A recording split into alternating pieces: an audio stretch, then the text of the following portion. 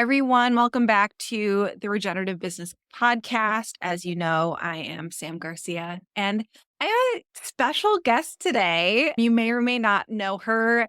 I don't actually know your feed off the top of my head, but her name is Jenna Warriner. What's your Instagram handle? It's at Jenna's Page with an I. My middle name is Page. And if I could go back, I would change it because it's so hard to say out loud, but it's Jenna's Page.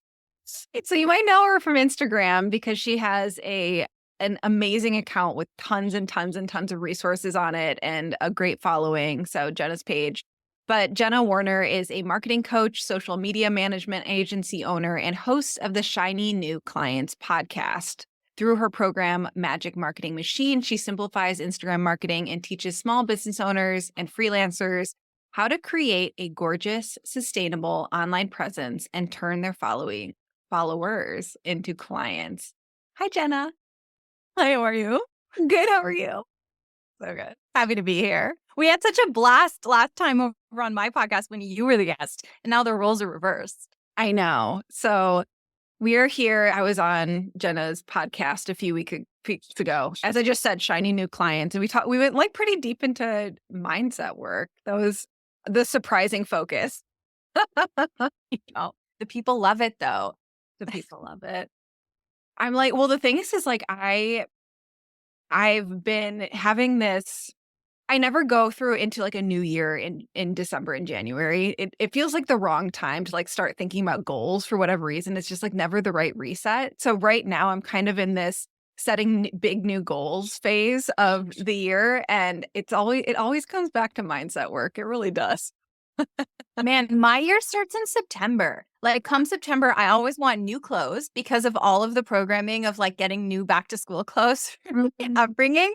And then September is like always when I go, okay, that's when we'll make sales. Like that's when the thing will start. It's always September. Oh my gosh, except that wasn't the case this year, huh? No. This year, my absolute shift in reality and completely new business accidentally started like December 11th. Mm-hmm. So this is the reason why I mean, other than Jenna's brilliance around Instagram and the way she teaches it in such a simple way, the reason why I asked her on and what I wanted to start this episode off with is her story of viral growth. I that's what I'll call it. Viral growth with pretty much no change in what she was doing. And then all of a sudden there was just this big pop and everything 10x'd or more. Let's hear it from your mouth.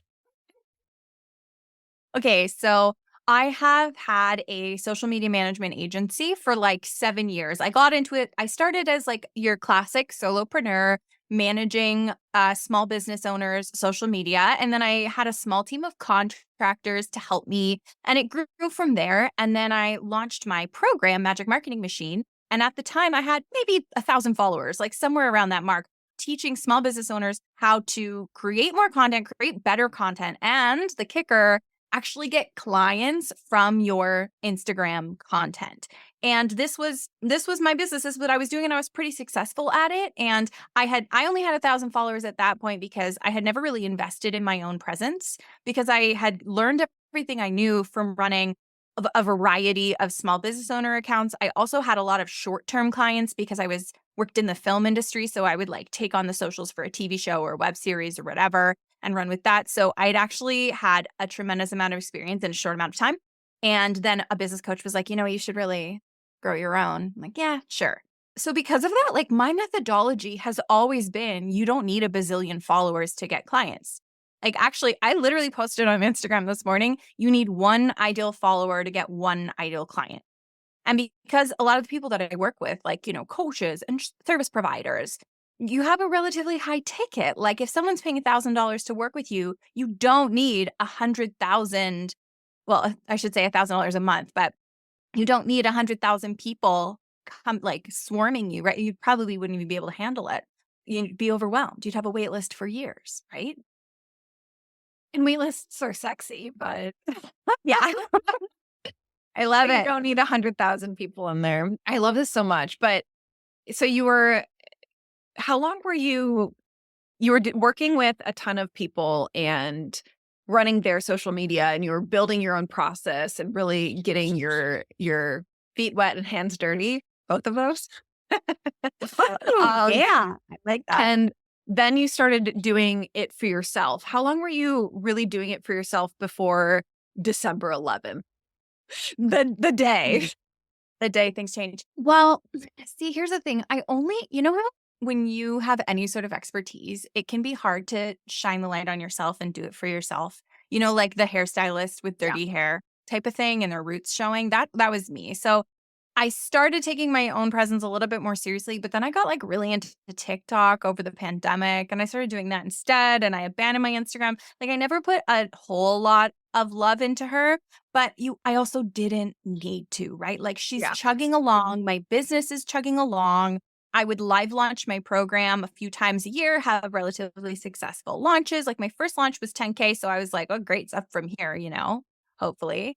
So I was playing with that. So the point that Sam and I are getting to is basically I was chugging along and using this methodology of like, I have a functioning funnel and I just need to keep feeding the fire and everything will go well. And I had a multiple six-figure business on my way up, started my program going evergreen, blah, blah, blah. And then I was thinking about starting to use paid ads to fuel the fire. So I had a couple conversations with a ads manager just to get more people coming into the funnel. I was like, maybe I'll pay. Maybe that's the next step in my business. Kind of curious what the next step would be. And then suddenly, out of nowhere, I don't feel like much I was doing changed, but the algorithms just decided to favor me and show my Instagram to the masses, even though I was doing all the same things that I preach and that I'd been doing for years. And then suddenly, my funnel just organically had thousands and thousands. And like in the last month, I've had over 1 million impressions just of my Instagram just popping off. And then it just gave this massive injection into my business. And I found myself shocked and standing here in a $1 million business, like that everyone said, everyone says, just keep doing all the right things and you'll get there. And then now I'm like, oh, here's there. Okay. So many questions from here.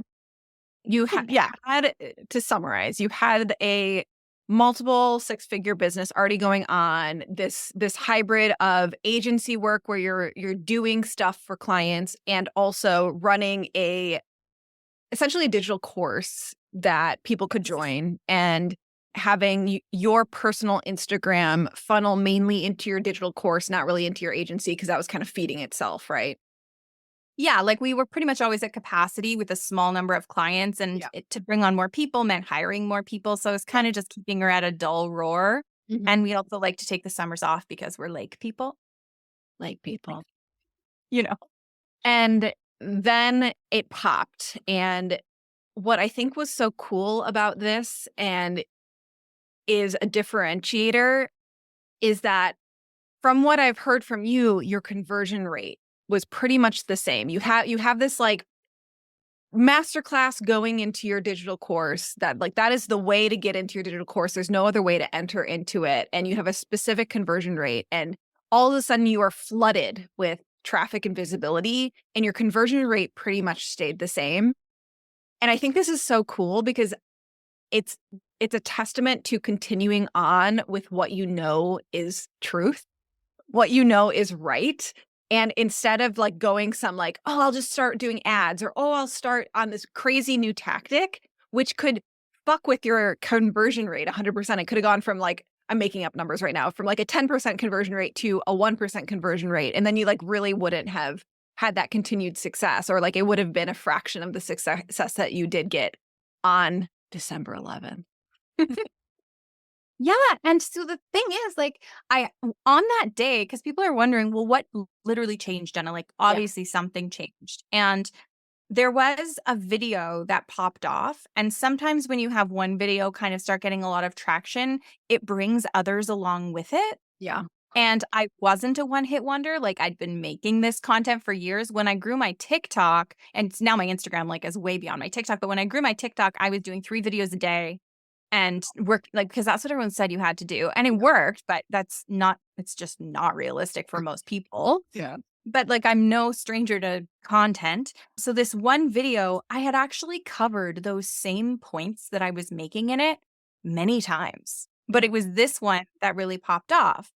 and it got a bunch of traffic, and then people started looking at my other content and carrying it up, and then it just kind of kept going. And like for a little while I was waiting for it to stop, because I've had like, videos take off, or I've seen clients have videos take off, and then it just kind of fizzles out, and then you end a couple steps higher than you started. But it just kept going, and this has now been months, and it just keeps going, and then every video is just performing well. And for people listening, not in real time, it is currently mid-March 2024. So it's been 4 months. Yeah. And a big adjustment period. Like maybe I'll listen back to this 5 years from now and be like, oh, silly Jenna. But right now I am in the whirlwind of this whole experience. So the one thing that was a little bit different about this take on my video, and I really think this is going to be interesting to a lot of the people listening, is it was much uglier than my normal stuff. So I had a conversation with my coach a few months prior, and we were kind of both assessing, we're like, we are really good at nurturing lifelong fans. Like we have the people in our community who just love us, who buy everything that we sell. Like we have those diehard fans, and they love us once they're in. But we feel like there's this thing where we're not palatable to the masses, it seems. Like how come other people are taking off and we're not? And then we were like having a kind of candid conversation around aspirational content. Like maybe that's what's missing, because I'm pretty raw. I'm pretty show up in stained clothes with messy hair and no makeup. And that's sort of just my vibe, that I live in the woods. Like this is my vibe. And so I'm like, oh, maybe we need more of that fanciness. Maybe we need to like chuck on a blazer or brag about money, or do, have this like aspirational quality. And it was the absolute polar opposite of that of my content that took off. Like the one video that took off was I was staying in a cabin that was like kind of dingy. And so I did a video on how to make content when you're like not in an aesthetic place. And I was just joking about pushing garbage cans until they were out of frame and hiding stuff. And then another video that took off was I literally pointed out how stained my clothes were and how it wasn't keeping me from making content that day. So it turned out to be that authenticity, that candidness, that realness, and really leaning into that, even though I was on a mission to do the exact opposite of that, but it wasn't in my nature. So I guess I just like resisted it. That is the thing that made people more attracted to me. And then I started getting all these comments of like, oh, you're so real, you're so open, you're so honest. And I guess part of it is this like zeitgeist moment of people really pushing for authenticity and pushing against the most like beautiful aesthetic social media world. I hear another thing underneath that around you're touching the point of what people really want. Like some people totally want to do like celebrity lifestyle and like become that person. But a lot of people are just like, but I just want success as I am now. So like, how do I just like make it easier now?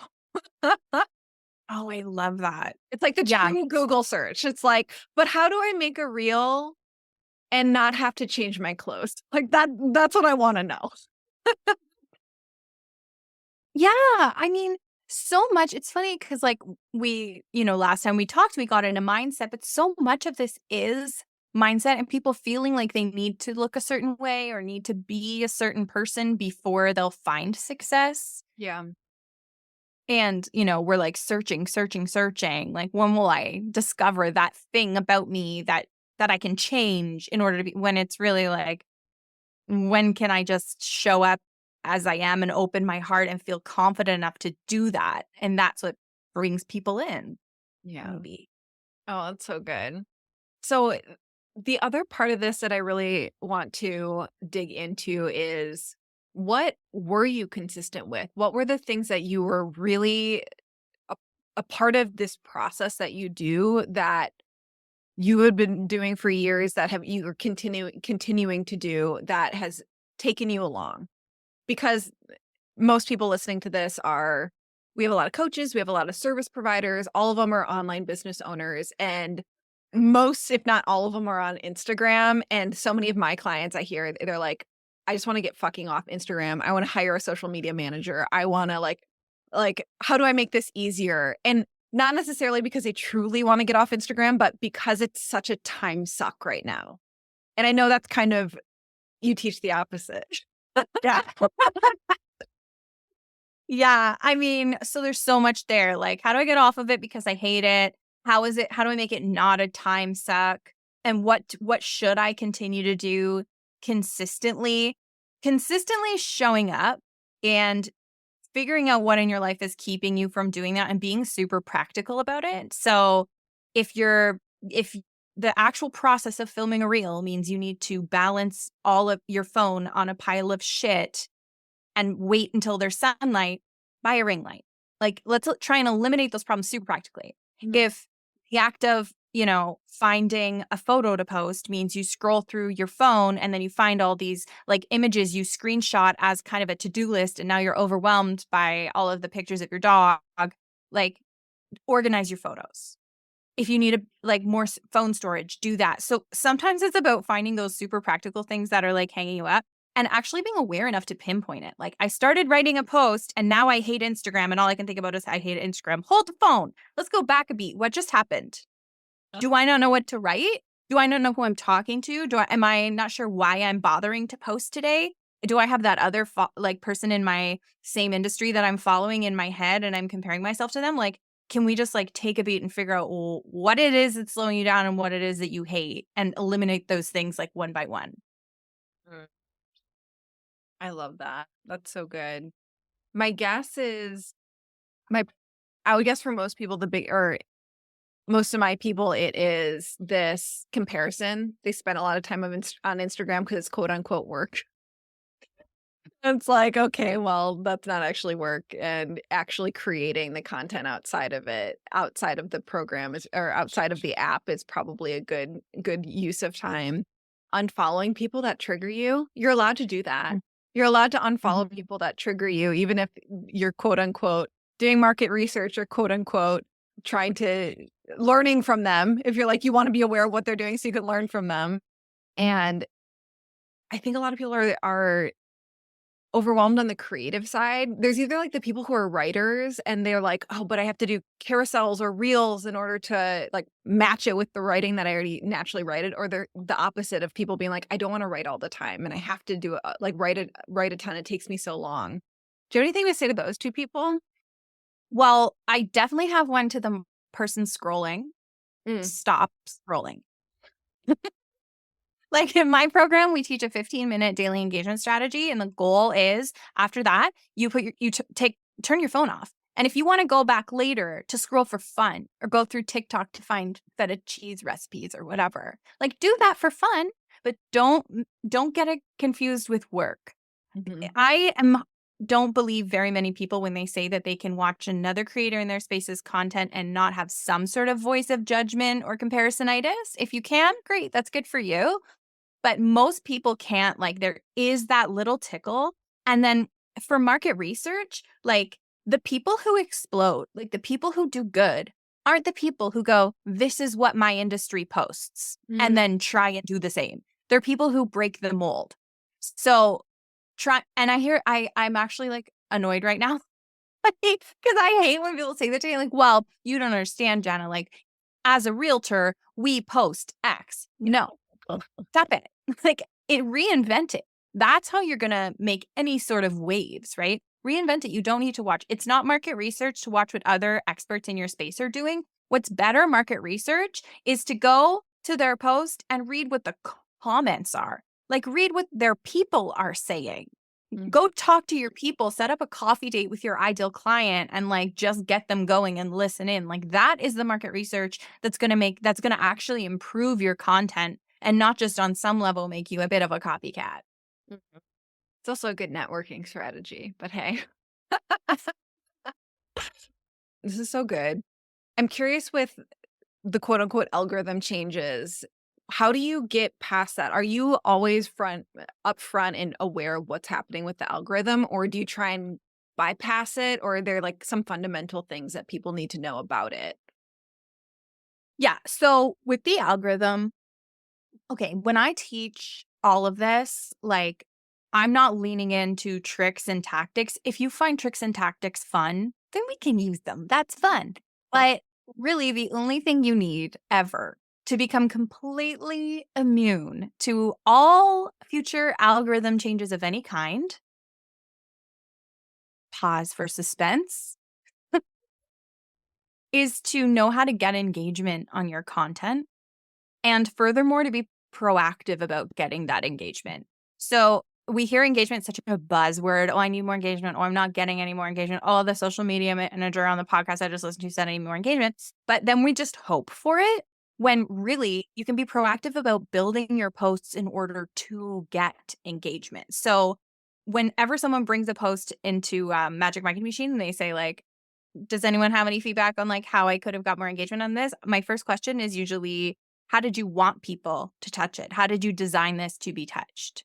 Because if you just post a picture and a caption, there's no question, there's nothing to swipe, there's no poll, there's no call to action about engagement, then like, how did you want people to interact with it? Because you didn't tell them how. And no matter how the algorithm changes, every change consistently over time has always just been they want more community, you know, and the algorithm wants to know that people like what you're posting. So watching a video all the way through is a big indicator to the algorithm to show your post to more people because you're holding people's attention. So knowing what people want from you, knowing what your ideal follower, your ideal client's interested in consuming, not just selling to them, and getting them to touch your post, no matter how the algorithm changes. As far as my crystal ball can tell, you're always going to be safe if you're doing those two things. So go into touching. You used the word touch a few times. Tell me Yeah. Just my I try and make things just easy to understand, right? So like if I say, here, let me ask you, like what counts as engagement on a post? What's kind of the first thing that comes to your mind? like, share, swipe, comment. That's what comes. Yeah. Yeah, those are the main ones, right? But like, how about if you put a hook as the first line of your caption, and then I tap see more to drop down the rest of your caption and read it. Like I've now interacted with this post. I've spent an extra couple seconds on it. The algorithm's like, oh, must be something down there, Mhm. So you're right? literally meaning touching. Like people are using their fingers and touching your stuff. Yeah, they're Or literally touching. watching. I mean, like that's not necessarily watching, but that's like a trackable quote unquote touch. Yeah, I would say, especially if they like expand it, right? If they're watching it and then they tap to expand it or tap to unmute it or like rewatch it, tap to, I would even like they don't tell us everything. Like Instagram doesn't tell us everything because then just all you would see on your feed is like Nike and Lululemon because the people with the most money would win. So we don't know everything that goes into those algorithms. There's hundreds of factors, presumably. I used to say in 2017, I would be like, there's 150 factors that go into the algorithm, but I'm sure it's more than that now. So we don't know exactly how to hack it, except for make stuff people want and get them to watch it for as long as possible, get them to stay on the platform as long as possible and touch it. Like that's pretty much it. So even in a story, like instead of having someone touch your post to swipe past it and go to the next story, can you get them to watch that whole story? Can you get them to hold down the screen to pause it to read your whole story? Can you put a sticker on the story so that they interact with the poll? Those are the stories that are going to be shown to the most people.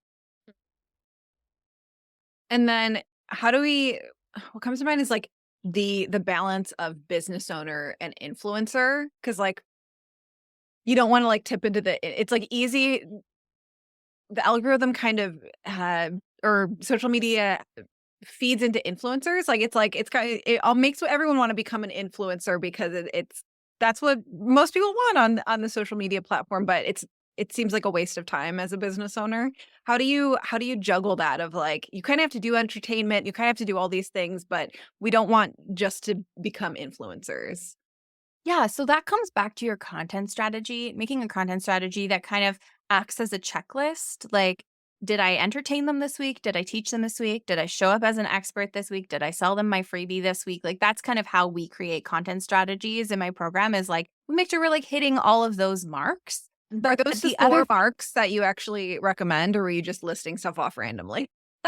Yeah, so I actually have a list of things that I do when someone submits their content story. This is kind of like behind the scenes, but like when someone submits Which their we content love. strategy to me, I track it for those things. I also track it for like this. So this would be theoretically, say, the content they're going to be posting every single week forever and ever and ever, and all their post ideas. That's kind of what the content strategy looks like. So I look for those things I just mentioned. I also look to make sure that they're using multiple different types of content. So we've got like some photos, some carousels, some reels, some short reels. And then I also look for something really, really dead simple to make. Mm. Because if everything that you have in your content strategy is, I'm going to make a 90-second talking head reel every single day, and that's going to cover all my categories, what happens when you get sick? What happens when you get tired? What happens when you, oh my God, I literally got the worst rash on my face 2 summers ago, and I couldn't go on camera. It was like really bad. So what happens when those things happen? So those are things that I'm literally tracking a content strategy for to make sure it has. That's awesome. Wait, I want to scoot back so that, Mhm. because I thought that those 4 categories were really great. You said entertain, show up as an expert. What were the other 2? Yeah, so you want to entertain, you want to show up as an expert. I don't know. I don't know what I said exactly. And ultimately, it's going to come to your growth, nurture, Teach? sell. Teach. Teach. Yeah. One Educate. more, but we don't remember. So it comes to your growth, nurture, and sell, right? So say you're a web designer who designs websites for an entrepreneur. In a week of content, we don't want to just talk about websites. We want to have some like fun growth content that just gets the attention of that ideal client, Mhm. right? And then we want some evidence that you know what you're talking about is a big one.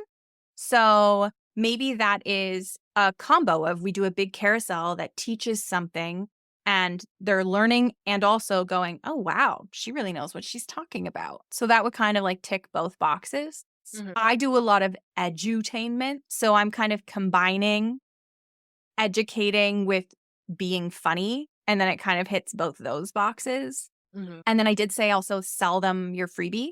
So you Mhm. might be selling your services and have a sales post, but you could also, instead of selling your service that week or like selling your whatever, sell them your freebie. Like sell them really hard on something you give away for free as if it costs money in order to get them in your funnel. Mhm. I'm jumping a little bit, but I'm thinking back to it. It seems as though I haven't like looked at every single Instagram post you've ever done, but I love your shit. So I like when it shows up on my feed and I get to see a little bit of Jenna.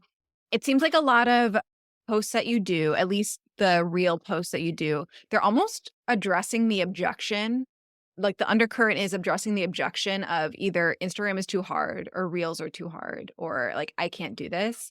Because like I've seen posts of yours that are showing how to make a really simple reel, like showing how to do a reel without having to show your face, showing how to do a reel like where it's just like B-roll or like your hands or a pretty background. It's like it's addressing that objection. And I wonder if that's like a part of what you're thinking about when you're posting or it just kind of happened that way. So I'm so glad that you brought this up because I wanted to say this earlier, but I didn't have a segue. So one of the things that did change after December 11th was, I'm always learning about marketing too. I'm reading books, I'm listening to podcasts, I'm taking classes, like and someone said something to the effect of, one of your biggest objections all of us will face, like as service providers and coaches and whatever, is your people not believing they can do it. Yeah. So it's not that they don't trust you, that you're excellent and an expert and that you know your stuff. They're saying things to you like, this isn't enough accountability. I know if I buy the course, I'm not actually going to do it. Yeah. Or like they'll show up to a session without having done their homework with you for you as a coach. And then they're like, oh, she's just going to be mad at me. And like, it's not going to be worth the time because I won't make the time for it. So that is an objection that all of us, like in every industry, will face. So I started you absolutely nailed it. That is what I'm doing intentionally. And a big part of my content strategy, I could probably pull it up and read it to you, but it's like making people feel capable. Mm. Oh my God. Okay, so people listening, this is something I like to think about too, and I talk about within my programs is like there are 3 beliefs that you want to make sure you like larger beliefs you need to check off for people, and it's like belief in you, and that includes both that you're an expert and that you have integrity. Usually in the like the heart-centered space, like and people being vulnerable, that's like inherent, but in larger marketing, like you have integrity and they believe you're an expert. And then belief in your offer. So believe it's actually good shit and it does what it's supposed to do. And then belief in themselves that they can actually do it. That if they have like a bunch of trauma around what they've tried this a bunch of times before and they've been dealing with it for years and years and years, or it feels like this big thing, like do they actually believe that they have time to do it, that they have the capacity to do it, that someone like them could do it? So let's hear that content strategy. And for everyone listening, just like think about this, like think about what is in their head about themselves. Like what is your client thinking about themselves that would be holding them back? Anyways, keep going. Yeah, well, one of the reels that I posted that I got like the most, it was one of those ones that just kind of came to me while I was on the couch on a Sunday, and I was like, I wasn't going to post today, but I just need to put this out there, and then it went really, really well. But was basically just the idea that someone else's success doesn't mean that that success is gone now, and you can't have success. Yeah. And that kind of idea had been shot at me from a few different directions, and I try and listen when that happens, like when you hear the same thing multiple times, and it seemed like people really needed to hear that because in terms of the business owners I work with, they're like, well, there's already a leader online in my space and I'll never be as big as them, so why bother trying, or everybody just follows them, when really, realistically, there are billions of people on Instagram. And there are loads of people that have no idea that that person exists, nor would they care because they like the way that you're going to say it, right? So don't not show up because someone already has that. So making people feel capable. I do a lot of breaking down complex like language. So advice people have been told from other marketers, but they don't actually understand it. I do a lot of breaking that down. It's part of my, I just learned this generator personality type to be able to take difficult concepts and break them down. Uh-huh. Cool. Also, like one of my brand values is fun, and like everything I do, I just constantly is infused with fun. And also I know that when you go to make content, if this process is fun, your content will be better. Like if it's light and happy, even if you have a heavy subject matter, that's not what I'm talking about. We don't need to like make death fun.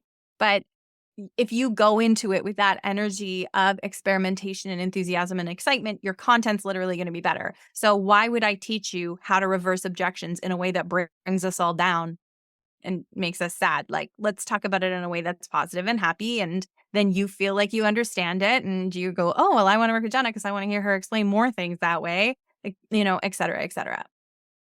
Well, it's also like really unveiling your personality type and making sure that the right people come in, because some people do want to have a very serious teacher, and like you making it clear, like that's not me. Who are those people? They don't exist. The people who are like going Period. to college to get a master's in business. I don't know. Stupid people like that. No. If you have a master's in business, we love you. Sorry.